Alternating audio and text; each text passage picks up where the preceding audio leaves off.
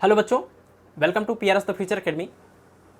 जैसा कि हम लोग बात कर रहे थे चैप्टर नंबर 9 किरण प्रकाशिकी एवं प्रकाशिक यंत्र के बारे में। पिछले लेक्चर में ये चैप्टर कंप्लीट हो चुका है। इस चैप्टर के सभी फार्मूले, हर एक थ्योरी मैंने डिस्कस कर दी हुई है।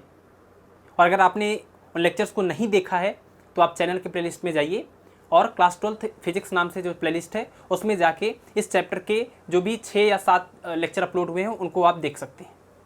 आज की क्लास में हम लोग बात करेंगे इस चैप्टर के न्यूमेरिकल्स के बारे में। अच्छा, जिन्होंने पीछे के लेक्चर देखे हैं उनके लिए तो अच्छी बात है, उनको तो काफ़ी चीज़ें समझ में आ जाएंगी। लेकिन जिन्होंने नहीं देखा हुआ है लेक्चर्स को पीछे के, उनको न्यूमेरिकल अच्छे से समझ में आए, इसलिए मैं हर एक न्यूमेरिकल से रिलेटेड छोटी और बड़ी बात को यहाँ पर डिस्कस करूँगा, उसके बाद न्यूमेरिकल्स को बताऊँगा। तो अगर आपने पीछे के लेक्चर देखे हैं या फिर नहीं देखे हैं, इन न्यूमेरिकल्स को करने में आपको कोई ज़्यादा प्रॉब्लम नहीं आने वाली है। हर एक चीज़ को मैं पहले यहाँ पर डिस्क्राइब करूँगा, सारा डिटेल मैं आपको बताऊँगा, तब जाके मैं उस न्यूमेरिकल को सॉल्व करूँगा। तो चलिए स्टार्ट करते हैं।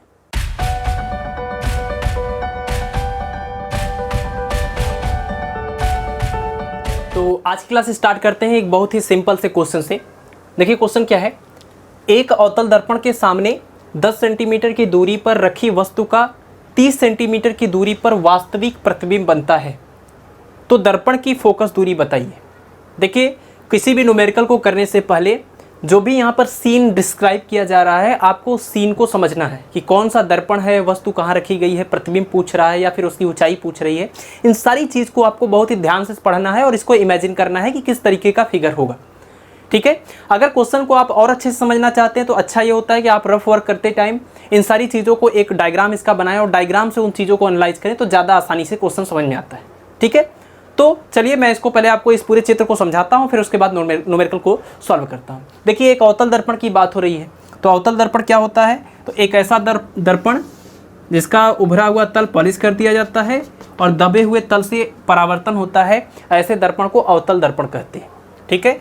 ये अवतल दर्पण का ये मुख्य अक्ष होता है, ये ध्रुव कहलाता है, ये मुख्य फोकस है और इसको बोलते हैं वक्रता केंद्र। तो ये 3 पॉइंट हमने बना दिया, हमने अवतल दर्पण बना दिया। क्योंकि क्वेश्चन में अवतल दर्पण की बात हो रही है, ये बात आपको इसलिए ध्यान रखना है क्योंकि अगर आप इस चीज़ को ध्यान नहीं रखेंगे कि दर्पण कौन सा है, तो आप साइन कन्वेंशन ने चिन्ह परिपाटी का इस्तेमाल गलत तरीके से कर देंगे। और अगर आपने चिन्ह परिपाटी गलत रखा है, उसमें चिन्ह गलत रखा हुआ है, तो आंसर कभी भी सही नहीं आ सकता है। ठीक है। चलिए, तो अब दिया हुआ है कि अवतल दर्पण के सामने 10 सेंटीमीटर की दूरी पर वस्तु रखी गई है। अब पता नहीं इस अवतल दर्पण की फोकस दूरी क्या है और तमाम चीज़ें क्या है, तो इसलिए हम क्या कर रहे हैं, इस पॉइंट को यहाँ पर मैं हटा देता हूँ, नहीं तो आप कंफ्यूज हो जाएंगे कि इसके बीच में ही हमने वस्तु को क्यों रखा। बस एक सिंपल सा अवतल दर्पण है जिसके सामने वस्तु रखी गई है, और वस्तु कहाँ रखी गई है, तो करें वस्तु जो है 10 सेंटीमीटर की दूरी पर रखी गई। अवतल दर्पण हो या उत्तल दर्पण हो, वस्तु को हमेशा बाई साइड रखते हैं और वस्तु की जो दूरी है उसको प्रदर्शित करते हैं यू से। तो वस्तु की दूरी की बात करें अगर, तो वस्तु की दूरी को u से प्रदर्शित करते हैं और इस क्वेश्चन में u का मान कितना दिया है, 10 सेंटीमीटर। अब देखिए, वस्तु को हमेशा बाएं साइड रखते हैं और बाएं साइड की जो दूरियां होती हैं वो ऋणात्मक होती हैं चिन्ह परिपाटी के अनुसार, इसलिए यहाँ पर माइनस लगेगा। ठीक है। आगे कह रहे हैं कि इस वस्तु का जो प्रतिबिंब बनता है वो कैसा प्रतिबिंब बनता है, तो जो प्रतिबिंब बनता है वो वास्तविक है। और आप ध्यान रखिए कि जितने भी वास्तविक प्रतिबिंब बने हैं अवतल दर्पण की मदद से 5 कंडीशन में बनते हैं वास्तविक, और एक लास्ट वाले कंडीशन में जो बनता है आभासी और सीधा। तो जो पहले 5 कंडीशन में वास्तविक एवं उल्टे प्रतिबिंब बने थे वो सब के सब दर्पण के ध्रुव के बाएं साइड बनते हैं। और इसके साथ ही साथ आप ये भी जानते हैं कि वास्तविक प्रतिबिंब सदैव उल्टे होते हैं और आभासी प्रतिबिंब सदैव सीधे होते हैं। तो अगर ये वास्तविक बना है तो उल्टा भी होगा, और इधर बाएं साइड बना होगा इधर कहीं। ठीक है। कहीं पर ये प्रतिबिंब बना होगा उल्टा, तो आप लिख सकते हैं प्रतिबिंब की दूरी, और प्रतिबिंब की दूरी को हम प्रदर्शित करते हैं, प्रतिबिंब की दूरी को v से प्रदर्शित करते हैं और v का मान कितना है, 30 सेंटीमीटर है। क्योंकि ये प्रतिबिंब कैसा है, तो ये प्रतिबिंब है वास्तविक, है ना, ये प्रतिबिंब वास्तविक है, इसलिए ये बाएं साइड बनेगा, और अगर बाएं साइड बनेगा तो इसकी दूरी का मान भी क्या हो जाएगा, ऋणात्मक हो जाएगा। ठीक है। इसी वजह से ये ऋणात्मक हुआ है। अगर ये प्रतिबिंब आभासी बनाया होता तो ये दाहिने साइड बनता और दाहिने साइड की दूरी को प्लस में लेते। ठीक है। चलिए, तो u मिल गया, v मिल गया, दर्पण की फोकस दूरी f का मान पूछ रहे हैं।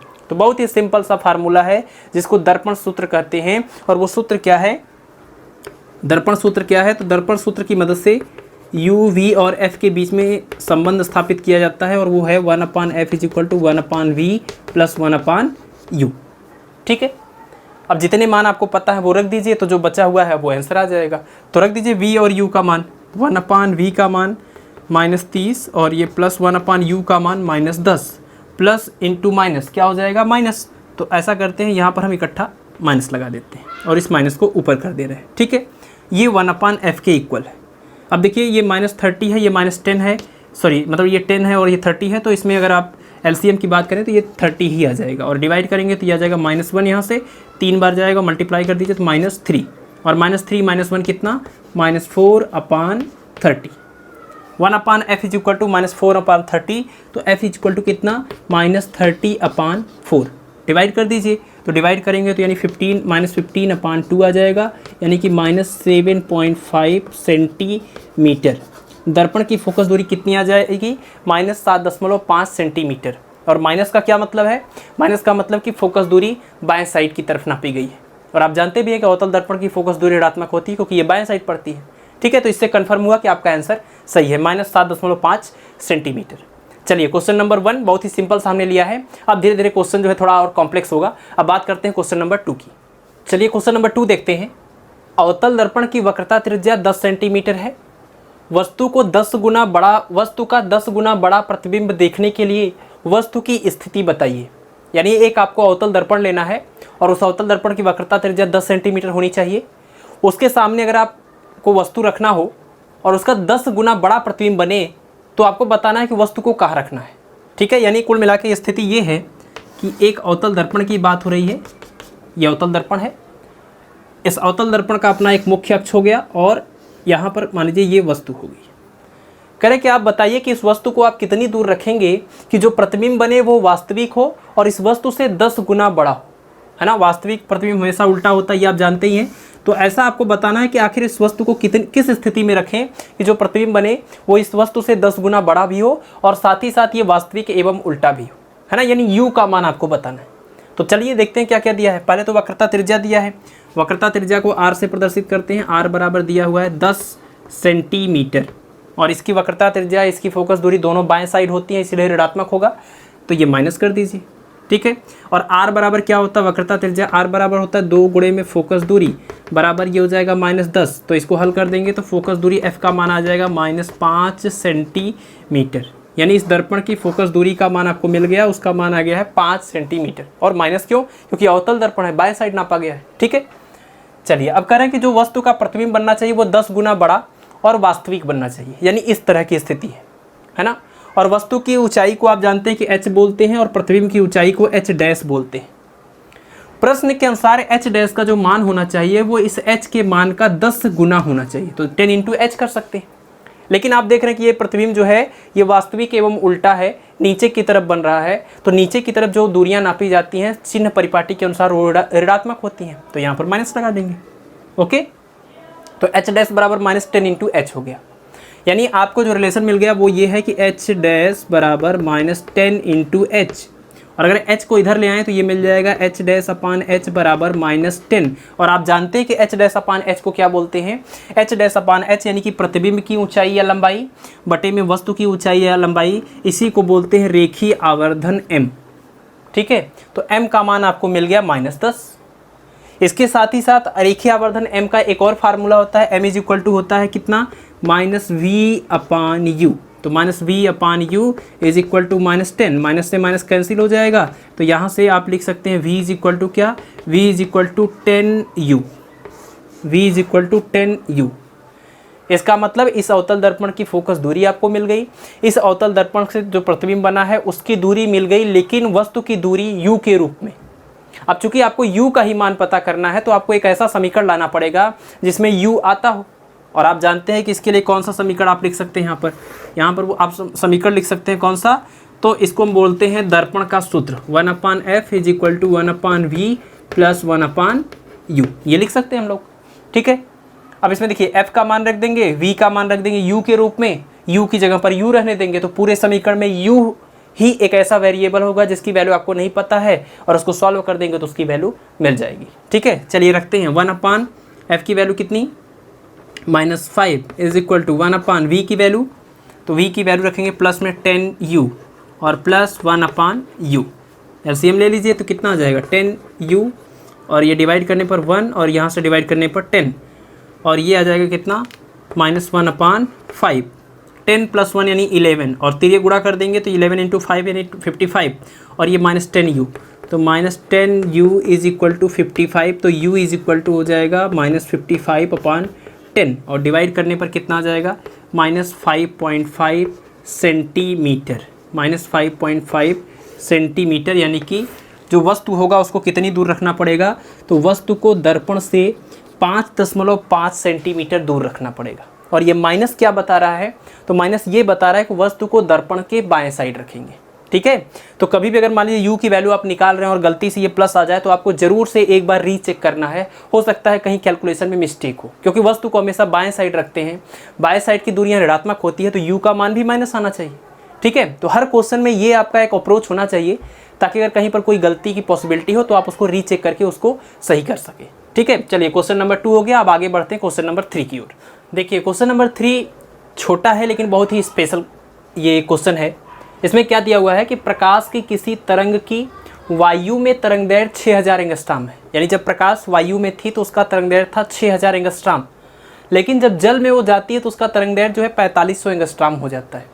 इसका मतलब कि जब प्रकाश एक पारदर्शी माध्यम से दूसरे पारदर्शी माध्यम में जाती है तो उसका तरंगदैर्घ्य बदल सकता है। ठीक है, तो करें जल में प्रकाश की चाल ज्ञात कीजिए, है ना। अगर प्रकाश किरण वायु से जल में जाए और उसका तरंगदैर्घ्य 6000 से 4500 एंगस्ट्रॉम हो जाए तो बताना है कि जल में प्रकाश की चाल कितनी हो जाएगी। तो यहाँ पर एक पॉइंट आप याद रखिए कि जब भी प्रकाश किरण एक पारदर्शी माध्यम से दूसरे पारदर्शी माध्यम में जाती है तो उसकी तरंगदैर्घ्य बदल सकती है और उसकी जो है चाल बदल सकती है, लेकिन चाल और तरंगदैर्घ्य का जो अनुपात है जिसे उस तरंग की उस प्रकाश की जो है आवृत्ति कहते हैं वो अपरिवर्तित रहती है। तो जब भी प्रकाश एक पारदर्शी माध्यम से दूसरे पारदर्शी माध्यम में जाती है तो उसकी आवृत्ति नहीं बदलती, लेकिन चाल भी बदल सकती है और तरंगदैर्घ्य भी बदल सकता है। ठीक है, तो अगर हम चित्र बनाएं तो मान लीजिए आप कि ये ऊपर एक पारदर्शी माध्यम है, नीचे एक पारदर्शी माध्यम है। ठीक है, इसको हम वायु मान ले रहे हैं और इसको दिया है क्वेश्चन में जल। तो जब प्रकाश किरण एक पारदर्शी माध्यम से दूसरे पारदर्शी माध्यम में जा रही है तो इस पारदर्शी माध्यम में इसकी कुछ अपनी तरंगदैर्घ्य थी, उसको λ1 मान ले रहे हैं। इस माध्यम में जाने के बाद तरंगदैर्घ्य बदल के क्या हो गया λ2, और इसके साथ ही साथ इस माध्यम में प्रकाश की जो चाल थी वो उसको मान ले रहे हैं v1 और इस माध्यम में जो प्रकाश की चाल है उसको मान लेते हैं v2। ठीक है, तो जब भी प्रकाश एक माध्यम से दूसरे माध्यम में जाती है तो उसकी तरंगदैर्घ्य बदल सकती है, उसकी चाल बदल सकती है, लेकिन उसकी आवृत्ति नहीं बदलेगी। और आवृत्ति किसके बराबर होती है, तो यही वेग यानी कि चाल बटे में तरंगदैर्घ्य को ही आवृत्ति कहते हैं। यानी इस तरंग के लिए आप ये लिख सकते हैं कि v1/λ1 यानी कि ये पहले माध्यम में आवृत्ति बराबर v2/λ2 यानी कि दूसरे वाले माध्यम में आवृत्ति। ठीक है, ये एक इंपॉर्टेंट पॉइंट है। कई बार जो है इसको बहुविकल्पी क्वेश्चन के रूप में पूछा जा चुका है कि जब एक प्रकाश किरण एक पारदर्शी माध्यम से दूसरे माध्यम में जाती है तो क्या उसकी चाल बदल सकती है? बिल्कुल बदल सकती है। जैसा उस माध्यम का अपवर्तनांक होगा उसी माध्यम के अनुसार उस प्रकाश की चाल उस माध्यम में जाने पर बदल जाती है। और कैसे ये माध्यम के अपवर्तनांक पर चाल कैसे निर्भर करता है, तो देखिए अगर इसको आप बोल रहे हैं माध्यम 1 और इसको बोल रहे हैं माध्यम 2। ठीक है, माध्यम 1 का अपवर्तनांक n1, माध्यम 2 का अपवर्तनांक n2 और माध्यम 1 के सापेक्ष माध्यम 2 का जो अपवर्तनांक है यानी कि 1n2 बराबर होता है पहले माध्यम में प्रकाश की चाल बटे में दूसरे माध्यम में प्रकाश की चाल। ठीक है, ये आपको फार्मूला याद रखना है। ये पीछे मैंने शायद थियरी वाले पोर्शन में इसको नहीं बताया था, वहाँ पर मिस हो गया है, तो इसको आप याद रख लीजिए कि जब प्रकाश किरण एक माध्यम 1 से माध्यम 2 में जाए तो पहले माध्यम के सापेक्ष दूसरे माध्यम का अपवर्तनांक बराबर पहले माध्यम में प्रकाश की चाल बटे में दूसरे माध्यम में प्रकाश की चाल। और आप चाहे तो यहाँ से v1/v2 की वैल्यू निकाल लेंगे तो ये λ1/λ2 के भी बराबर आ जाएगा। तो इसी को मैं यहाँ पर लिख देता हूँ λ1/λ2। ठीक है, तो इस क्वेश्चन से आपने इतनी चीज़ें और एक्स्ट्रा सीखी हैं। एक तो प्रकाश के जब एक माध्यम से दूसरे माध्यम में जाएगा तो उसकी चाल बदल सकती है, उसका तरंगदैर्घ्य बदल सकता है, लेकिन इन दोनों का अनुपात अर्थात इसकी आवृत्ति अपरिवर्तित रहती है। और चाल का मान जो है कैसे इन माध्यमों के अपवर्तनांक पर कैसे निर्भर करता है, तो उसके लिए ये फार्मूला है कि 1n2 बराबर v1/v2। ठीक है, अब यहाँ से आप देख लीजिए कि 1n2, 1 का मतलब कि पहला माध्यम यानी कि वायु है तो आप लिख सकते हैं a और उसके बाद n और दूसरा माध्यम क्या दिया है तो जल यानी कि वाटर, तो w लिख दीजिए बराबर v1 का मतलब कि पहले वाले माध्यम में प्रकाश की चाल, पहला वाला माध्यम वायु है, तो आप जानते हैं कि वायु में प्रकाश की चाल को c से प्रदर्शित करते हैं, तो c भी लिख सकते हैं। और v2 दूसरे वाले माध्यम में प्रकाश की चाल, और दूसरे माध्यम में प्रकाश की चाल को क्या लिखेंगे, तो आप v इसको w लिख दीजिए, w फॉर वाटर, ठीक है। और ये किसके बराबर है, तो ये बराबर है λ1 अपान λ2 के बराबर है, ठीक है। λ1 अपान λ2 के बराबर। तो जल में प्रकाश की चाल पूछ रहे हैं, यानी कि आपसे ये VW का मान पूछा जा रहा है, ठीक है। यही है जल में प्रकाश की चाल। तो ये जो रिलेशन आपको दिख रहा है, यहीं से अगर हम इसको सॉल्व कर दें, अब इसकी कोई ज़रूरत ही नहीं, क्योंकि माध्यम के अपवर्तनांक से रिलेटेड ना तो कुछ दिया है और ना ही ये कुछ पूछ रहे हैं, ठीक है। तो इसी पार्ट को लेकर सॉल्व कर दीजिए। तो VW बराबर ये तिरिया गुणा हो जाएगा, तो VW बराबर आ जाएगा, यानी जल में प्रकाश की चाल बराबर C गुणे में λ2 और बटे में λ1। C का मान कितना, तो 3 गुणे 10 के घात 8 है ना, ये वायु में प्रकाश की चाल। और λ2 मतलब दूसरे वाले माध्यम में तरंग दैर्घ्य कितना है, 4500 एंगस्ट्रॉम, तो ये हो जाएगा 4500 एंगस्ट्रॉम बटे में λ1 का मतलब पहले माध्यम में तरंग दैर्घ्य यानी कि 6000 एंगस्ट्रॉम, ठीक है। अब इसी को हल कर दीजिए तो आंसर आ जाएगा। ये 2 0 से ये 2 0 कट जाएंगे, और 5 से इसको काट सकते हैं, या 3 से ही काट देंगे, 3 से काट देंगे तो ये आ जाएगा 20, 5 से काटेंगे तो ये 9, और यहाँ से कितना आ जाएगा 4, यानी कि 9/4 इंटू 10 पावर 8, और 9 को डिवाइड कर दीजिए 4 से, तो 4 दूना 8, और कितना बचेगा 1, तो 0 हो जाएगा, 4 दूना 8 और 4 पंजे 20, 2.25 गुणे 10 के घात 8 मीटर पर सेकेंड, है ना। प्रकाश की चाल इस माध्यम में यानी जल में जाने के बाद प्रकाश की चाल कितनी हो जाएगी, 2.25 गुणे 10 के घात 8 मीटर पर सेकेंड, जबकि वायु में चाल कितनी होती है, 3 गुणे 10 के घात 8 मीटर पर सेकेंड, ठीक है। तो वायु से जल में जाने पर प्रकाश की चाल 3 गुणे 10 घाते 8 की बजाय कितना हो जाएगा, 2.25 गुणे 10 के घात 8, ठीक है। चलिए, तो क्वेश्चन नंबर 3 हुआ। अब बात करते हैं क्वेश्चन नंबर 4 की। क्वेश्चन नंबर 4 कह रहा है कि वायु में किसी बिंदु स्रोत से प्रकाश कांच के किसी उत्तल गोलीय पृष्ठ पर पड़ता है। अब ये देखिए, गोलीय पृष्ठ की बात इसमें हो रही है, और जिस गोलीय पृष्ठ की बात हो रही है उसका अपवर्तनांक म्यू, जिसको हम लोग n भी कहते थे, म्यू भी कहते थे, तो म्यू का मान दिया है 1.5, और उस उत्तल गोलीय पृष्ठ की वक्रता त्रिज्या है 20 सेंटीमीटर। तो कह रहे हैं कि प्रकाश स्रोत की कांच के पृष्ठ से दूरी अगर 100 सेंटीमीटर हो तो प्रतिबिंब कहाँ पर बनेगा, यानी कि उस दूरी का मान बताना है।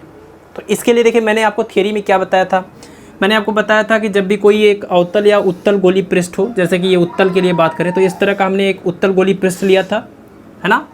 एक लेक्चर में हमने इसके बारे में डिटेल में बात की है, तो आप उसमें को देख सकते हैं। तो कोई उत्तल अगर ये कांच का गोलीय पृष्ठ है, तो फिर इसका ये होता था मुख्य अक्ष, यहाँ पर हमने कोई बिंदु प्रकाश स्रोत रखा था O, और इसका जो प्रतिबिंब आके बना था वो यहाँ पर बना था, जिसको हमने बोला था I, ठीक है। फिर ये दूरी थी यहाँ से लेकर यहाँ तक की जो दूरी है, इसको वस्तु की दूरी आप कह सकते हैं U, ये दूरी U थी, और जो प्रतिबिंब बना उसकी दूरी यानी कि V, ठीक है। और इस U, V और इस माध्यम के अपवर्तनांक म्यू, इसकी वक्रता त्रिज्या r के बीच में जो संबंध होता है, वो संबंध मैंने आपको बताया था किसी भी गोलीय पृष्ठ के लिए लगता है ना। गोलीय पृष्ठ से अपवर्तन का ये फार्मूला ही होता है किसी भी गोलीय पृष्ठ के लिए, चाहे वो अवतल हो चाहे वो उत्तल हो। वो फार्मूला ये था n/v minus 1/u is equal to n-1/r। ये फार्मूला मैंने आपको बताया था, ठीक है। अब यहाँ पर ध्यान रखिए आप कि जिसको हम n बोलते थे, यानी कि इस माध्यम का इस अपवर्तनांक, इस गोलीय पृष्ठ का अपवर्तनांक, इस सवाल में उस अपवर्तनांक के लिए सिंबल म्यू लिया हुआ है, ठीक है। चीज़ तो वही है, लेकिन इन्होंने अगर म्यू बोल दिया है तो आपको फिर फार्मूले में भी मॉडिफाई करके यहाँ पर म्यू ही लिखना चाहिए। तो यानी μ/v minus 1/u is equal to, यहाँ पर फिर हो जाएगा क्या, μ-1/r, ठीक है। अब जितनी भी वैल्यू जिसमें अगर दी गई हैं उन सब वैल्यू को आप रख दीजिए, तो ये प्रतिबिंब की दूरी यानी v का मान आपको, इस जो चित्र में ये v दिख रहा है, ये मान आप निकाल सकते हैं, ठीक है।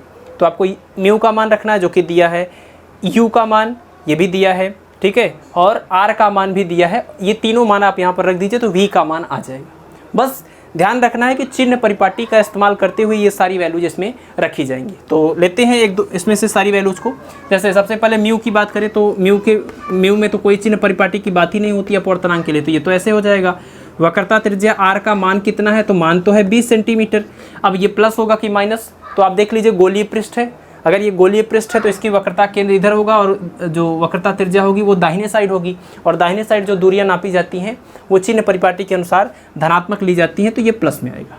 ठीक है, इसके अलावा और क्या दिया है, प्रकाश स्रोत की कांच के पृष्ठ से दूरी, ये कांच के पृष्ठ से इस प्रकाश स्रोत की दूरी अर्थात वस्तु की दूरी का मान है 100 सेंटीमीटर, तो u का मान है 100 सेंटीमीटर, और ये चूंकि बाएं साइड रखा गया तो आप समझ सकते हैं ये माइनस ही होगा।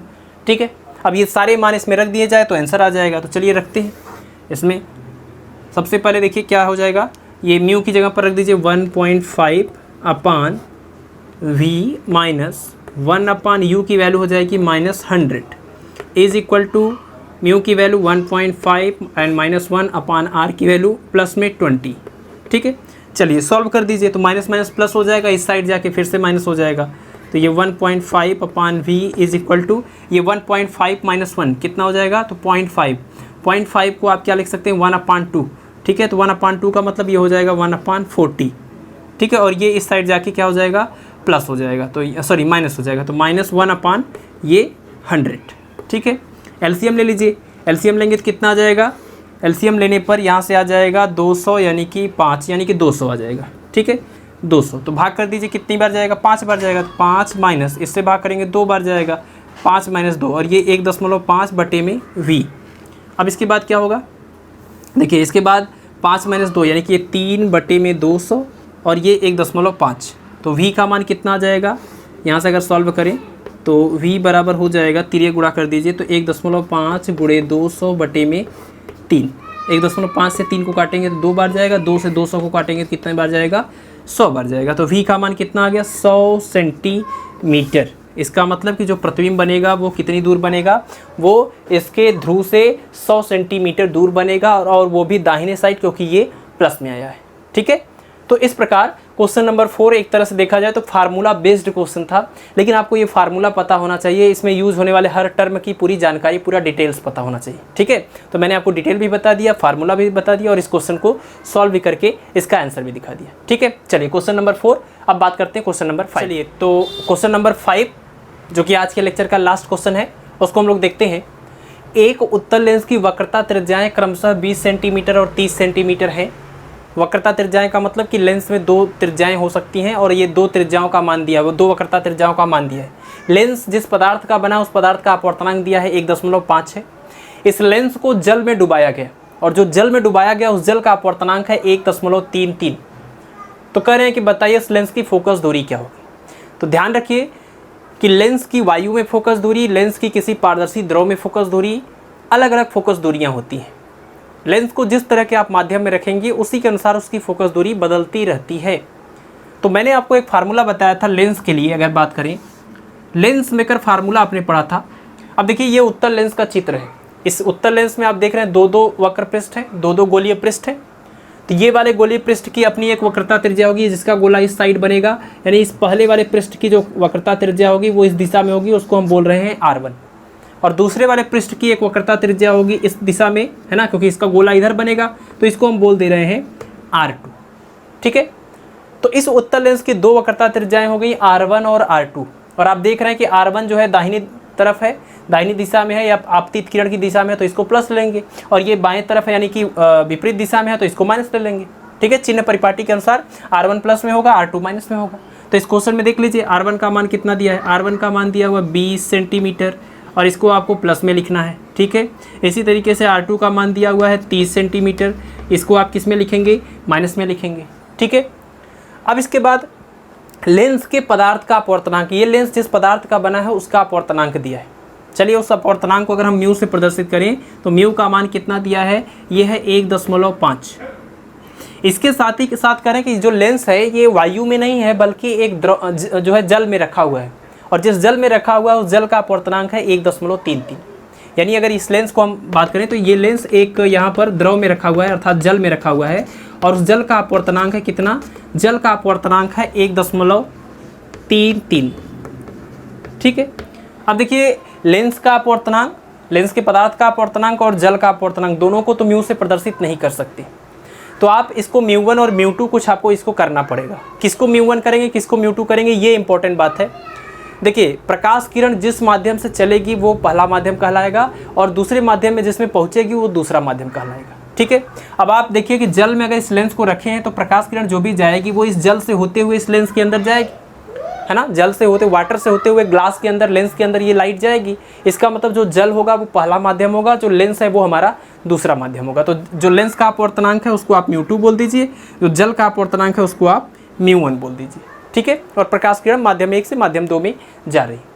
तो आपने ऐसे केस में इस लेंस की वक्रता त्रिज्याओं के बीच संबंध बताने वाला लेंस फार्मूला पढ़ा, वो लेंस मेकर फार्मूला। और वो लेंस मेकर फार्मूला क्या है, देखिए वो लेंस मेकर फार्मूला था, यहाँ मैं लिख देता हूँ, लेंस मेकर सूत्र। ठीक है, ये सूत्र काफ़ी इंपॉर्टेंट है, इसका डेरिवेशन बहुत ज़्यादा बार पूछा गया है।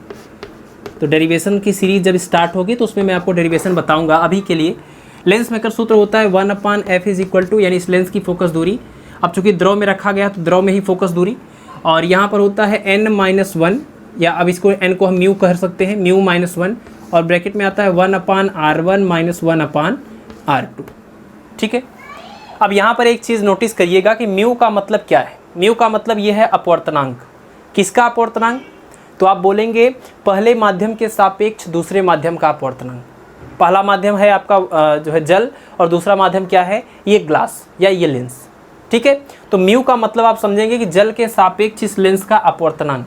और मैंने इसको आपको डिस्कस किया था जब स्नेल का नियम मैं आपको बताया था मैंने, तो वहाँ पर मैंने आपको बताया था कि 1n2 का मतलब क्या। आप यहाँ पर भी तो लिख सकते थे 1μ2 लिख सकते हैं, और 1μ2 का मतलब क्या होता है, 1μ2 बराबर होता है μ2/μ1, यही तो होता है।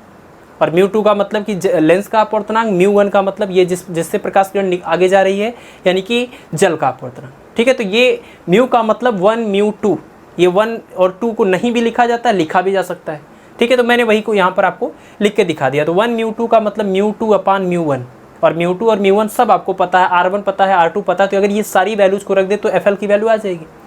तो इस क्वेश्चन में कुछ करना तो नहीं था, आप जान लें कि फार्मूला है, इसमें सारी वैल्यूज रख देंगे तो आंसर आ जाएगा। लेकिन प्रॉब्लम ये होती है कि हम फार्मूले में जो वैल्यू रखें उसको रखें कैसे, कौन सी वैल्यू प्लस होगी, कौन सी वैल्यू माइनस होगी, क्यों हम यहाँ पर जल के सापेक्ष लेंस का अपवर्तनांक लिख रहे हैं। तो ये सारी चीज़ें आप जब इस क्वेश्चन को करते हैं तभी तो समझ में आता है, इसलिए इन क्वेश्चन को बताना जरूरी होता है। नहीं तो आप अगर सोच रहे हो कि सीधे फार्मूला है, वैल्यू रख देंगे आंसर आ जाएगा, तो कभी नहीं आएगा।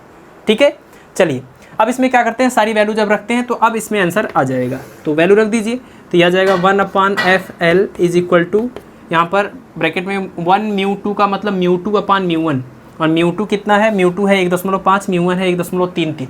देखिए कैलकुलेशन को आसान करने के लिए 1.5 को आप 3/2 भी लिख सकते हैं, और 1.33 जो कि जल का अपवर्तनांक है, इसको 4/3 भी लिखा जा सकता है। ठीक है, तो कैलकुलेशन को आसान करने के लिए यहाँ पर ब्रैकेट में लिख देते हैं 1μ2 का मतलब μ2/μ1, μ2 की वैल्यू कितनी 3/2, और डिवाइडेड बाई μ1 की वैल्यू कितनी है, तो μ1 की वैल्यू है 4/3।